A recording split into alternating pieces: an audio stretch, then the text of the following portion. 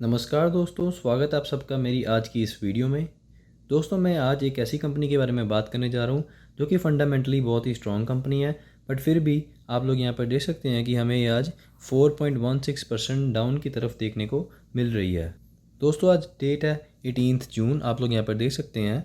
तो दोस्तों, ये जो इसके नीचे जाने का कारण है, मैं आप लोगों के साथ वो डिटेल में शेयर करना चाहूँगा कि ये जो कंपनी है वो आज हमें जो नीचे वाली साइड की ओर देखने को क्यों मिल रही है, और अगर आप इस कंपनी के जो शेयर होल्डर्स हैं वो आपको शेयर इसके बेचने चाहिए या नहीं बेचने चाहिए, यानी कि आपको प्रॉफिट बुकिंग करनी चाहिए या नहीं करनी चाहिए। तो इस वीडियो को पूरा एंड तक देखना ताकि आप मेरे हर एक पॉइंट को समझ पाएँ। अगर आप वीडियो को स्किप करके देखेंगे तो आप मेरी हर बात को समझ नहीं पाएंगे, और ऐसे अपने पैसे को इन्वेस्ट करना बिना बातों को जाने अच्छा नहीं होता है। तो मेक श्योर कि आप इस वीडियो को एंड तक देखें।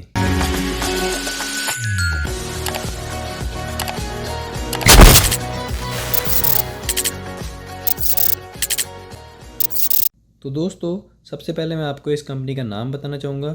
आप लोग यहाँ पर देख सकते हैं कि इस कंपनी का जो नाम है वह है SBI cards and payments services. तो दोस्तों, ये एक कंपनी है SBI की तरफ से जो कार्ड्स का बिज़नेस करती है। और दोस्तों, आपको यहाँ पर आज जो ये डाउन साइड देखने को मिली, इसके पीछे एक जो कारण है वो थी एक बहुत ही बड़ी न्यूज़। तो चलिए आपको मैं उस न्यूज़ की तरफ लेकर चलता हूँ। तो दोस्तों, आप लोग यहाँ पर जो न्यूज़ की हेडलाइन है वो पढ़ सकते हैं, SBI कार्ड टैंक्स। टैंक्स का मतलब होता है गिरना, यानी कि SBI कार्ड का शेयर गिरा as Carlyle arm sells stake worth ₹5000 crore. यानी कि कार्लिल आर्म एक कंपनी का नाम है जिन्होंने स्टेक सेल किया 5000 करोड़ रुपए का। तो चलिए दोस्तों, हम इसको थोड़ा डिटेल में पढ़ते हैं। तो दोस्तों, आप लोग यहाँ पर देख सकते हैं SBI cards and payment services shares plunged का मतलब भी दोस्तों ये होता है गिरना over 6% on Friday as Carlyle group was looking to sell its stake worth ₹5000 crore in the credit card company. तो दोस्तों, यहाँ पर भी यही बोला गया है कि SBI कार्ड का जो शेयर है वो 6% से भी ज़्यादा हमें फ्राइडे को गिरता हुआ देखने को मिला, क्योंकि जो कार्लिल ग्रुप था वो अपना स्टेक बेचने की जो उनकी न्यूज़ जो है हम सबको सुनने को मिली मार्केट में। तो इस कारण जो है हमें जो SBI कार्ड का शेयर है वो नीचे जाता हुआ देखने को मिला। तो दोस्तों, आप लोग यहाँ पर ये भी पढ़ सकते हैं, US private equity fund CA rover holdings N affiliate Carlyle Asia Partners is looking to sell a 5.1% stake in SBI Cards and Payment Services worth 682 million। दोस्तों, इसका मतलब ये है कि ये जो कंपनी है CA रोवर होल्डिंग्स, ये एक US की जो है आप बोल सकते हैं इक्विटी फंड की कंपनी है। और ये जो कंपनी है ये कार्लिल ग्रुप की, जो कार्लिल एशिया पार्टनर्स है, उनकी एफिलिएट है। और दोस्तों, एफिलिएट का मतलब ये होता है जब कोई चीज़ किसी दूसरी चीज़ से ऑफिशियली कनेक्टेड होती है तो उसे हम जो है एफिलिएट बोलते हैं। तो यानी कि जो CA रोवर होल्डिंग्स कंपनी है ये कार्लिल एशिया पार्टनर्स के साथ ऑफिशियली अटैच्ड है। एंड ये जो कंपनी है CA रोवर होल्डिंग्स, यही जो है अपना SBI में स्टेक जो है बेचने की आज सोच रही थी। और इनका जो टोटल नंबर ऑफ स्टेक है, यानी कि इनका कितना स्टेक है SBI कार्ड में, वो भी मैं आप लोगों को यहाँ पर दिखाना चाहूँगा। तो दोस्तों, आप लोग यहाँ पर देख सकते हैं कि ये जो शेयर होल्डर्स का नाम है यहाँ पर, और नीचे कंपनी का नाम भी आप पढ़ सकते हैं। ये जो शेयर होल्डर्स हैं ये दोस्तों ये SBI कार्ड के हैं। और आप लोग देख सकते हैं कि ये CA रोवर होल्डिंग्स का यहाँ पर नाम है। और आप लोगों को जो इनकी परसेंटेज है कंपनी में वो भी मैं यहाँ पर दिखाना चाहूँगा। तो दोस्तों, ये जो नंबर ऑफ़ शेयर्स ओन करते हैं SBI कार्ड्स के वो हैं लगभग, आप लोग बोल सकते हैं 10.9 करोड़। इसको हम बोल सकते हैं लगभग 11 करोड़ के आसपास हैं, यानी कि 11 करोड़ शेयर्स जो हैं ये ओन करते हैं। ये 11 करोड़ के शेयर्स के मालिक हैं SBI कार्ड के। और अगर हम इसको परसेंटेज में देखें तो वो लगभग आप देख सकते हैं 11.6% हमें देखने को मिलती है। यानी कि जैसे आप लोगों को पता है हर कंपनी के 100% शेयर्स होते हैं, और ये 100% जो SBI कार्ड्स के शेयर्स हैं उनमें से जो 11.6% कंपनी का स्टेक है वो जो आप कह सकते हैं CA रोवर के पास है। तो दोस्तों, इसमें से 11.6% में से जो है ये 5.1% का स्टेक जो है आज बेचने को बोल रहे थे। इसलिए जो है ये न्यूज़ जो मार्केट में आई जब, तो हमें जो है SBI का कार्ड्स का शेयर का प्राइस नीचे जाता हुआ देखने को मिला। तो दोस्तों, चलिए हम जल्दी से उस आर्टिकल की तरफ दोबारा चलते हैं। तो दोस्तों, आप लोग यहाँ से यही चीज़ जो है कंफर्म कर सकते हैं कि ये जो 5.1% का जो था स्टेक बेचने जा रहे थे, और उसकी जो टोटल वर्थ थी वो डॉलर्स में 682 मिलियन की वर्थ थी। और अगर हम रुपीज़ में कन्वर्ट करें तो वो 5000 करोड़ के आसपास के शेयर बनते थे।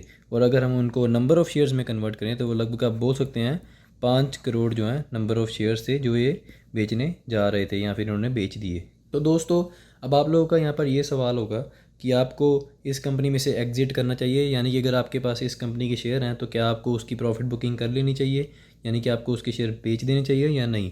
तो दोस्तों सबसे पहले मैं आपको इस शेयर की जो है वो रिटर्न दिखाना चाहूँगा, उसके बाद मैं आपके इस क्वेश्चन का जो है आंसर दूंगा। तो दोस्तों आप लोग यहाँ पर देख सकते हैं कि आज हमें जो है इसकी 1 डे रिटर्न नेगेटिव साइड की ओर देखने को मिली। वो उस आर्टिकल के कारण थी, वो उस न्यूज़ के कारण थी जो मैंने अभी आपके साथ शेयर करी। और अगर हम इसकी 1 वीक की रिटर्न की बात करें तो आप लोग यहाँ पर देख सकते हैं एक वीक में जो है ये लगभग 8.21% जो है डाउन जाता हुआ देखने को मिला हमें। और ये जो बड़ा फॉल आया एकदम से इस कंपनी में, ये भी उस न्यूज़ के चलते ही आया। और दोस्तों अगर हम इसके बाद 1 मंथ की रिटर्न की बात करें तो आप लोग यहाँ पर देख सकते हैं कि एक मंथ में इसने हमें 6.3% की जो है अपसाइड की तरफ रिटर्न दी। और अगर हम 1 ईयर की बात करें तो दोस्तों आपको यहाँ पर देखना होगा कि ये बहुत ही बेहतरीन रिटर्न हमें एक साल में जो है देखने को मिली, जो कि थी लगभग 63% के आसपास की। तो दोस्तों जैसे कि मैंने आपको बोला, ये जो कंपनी है ये बहुत ही फंडामेंटली एक स्ट्रॉन्ग कंपनी है। और जैसे कि आप लोगों को पता ही है, अभी HDFC बैंक जो है अपने नए कस्टमर्स को क्रेडिट कार्ड्स इशू नहीं कर पा रहा, जो कि है उनकी ऐप में जो एरर है उसके कारण। और RBI ने उस कारण उनको मना करा है कि जब तक आप अपना एरर ठीक नहीं कर लेते ऐप में तो अपने कस्टमर्स को क्रेडिट कार्ड इश्यूज़ नहीं कर सकते। और दोस्तों इस चीज़ का जो फ़ायदा है वो SBI ने और ICICI बैंक ने बहुत अच्छे से उठाया है।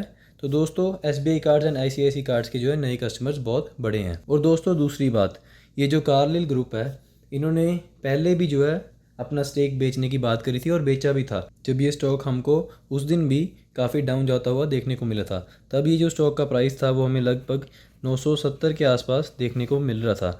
तब भी मैंने जो अपने फ्रेंड्स हैं, जो मेरे रिलेटिव्स हैं, उन्होंने मेरे से ये बात पूछी थी कि क्या हमें इसके जो अभी शेयर्स हैं बेच दें।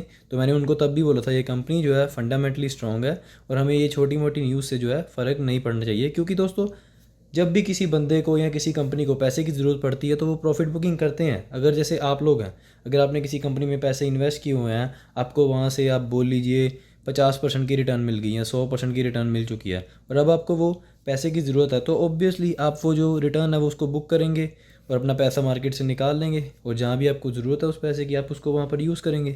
ऐसे ही दोस्तों जो बड़ी बड़ी कंपनीज़ हैं वो भी अपनी प्रॉफिट बुकिंग करती रहती हैं। अगर कंपनी फंडामेंटली स्ट्रॉन्ग है तो आपको डरने की कोई ज़रूरत नहीं है, आपको अभी अपना शेयर जो है बेचने की कोई ज़रूरत नहीं है। आप लॉन्ग टर्म इन्वेस्टर की तरह इन्वेस्ट कीजिए। अगर वो कंपनी स्ट्रॉन्ग है तो आपको फॉर श्योर आने वाले टाइम में अगर आप 2, 3, 4, 5 साल के लिए इन्वेस्टेड रहेंगे तो आपको अच्छी रिटर्न देखने को ज़रूर मिलेगी। और दोस्तों अगर आप किसी भी कंपनी में इन्वेस्ट करते हैं तो आप 5 साल के लिए तो ज़रूर निवेश करें उस कंपनी में। क्योंकि आपको मैं जैसे एक कंपनी की एग्जांपल यहाँ पर देना चाहूँगा। तो आप लोग यहाँ पर देख सकते हैं ये जो कंपनी है इसने हमें 5 साल में 486% से भी जो है ज़्यादा की रिटर्न दी है और ये कंपनी का नाम है टाटा कंज्यूमर प्रोडक्ट्स।